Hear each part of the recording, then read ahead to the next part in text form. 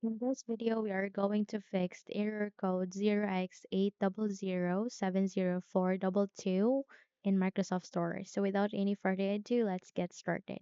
The first solution that you can do is that you need to restart the Windows Update service because one of the main reason why you face an error is that you have disabled that service. Press Windows key and R key together.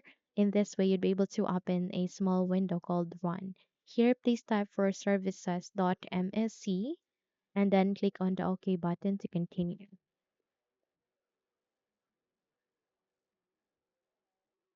Once you have opened the services, select any of the service, type W in your keyboard, and here in the list, you need to scroll down, find for Windows Update, make a right click, click on Properties, set the startup type into Automatic, start the service to ensure it is running, and then wait until this procedure would be finished. And once you have start the service, click on apply, click on OK, close the window, and then restart your computer.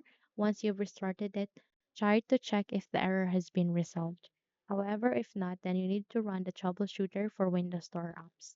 Navigate at the start, make a right click, scroll up, and click on settings.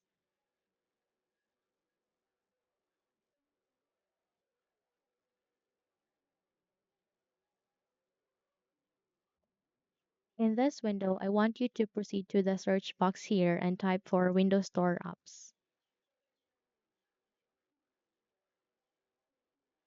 Then please wait until you can see a result here where you can run the troubleshooter for this.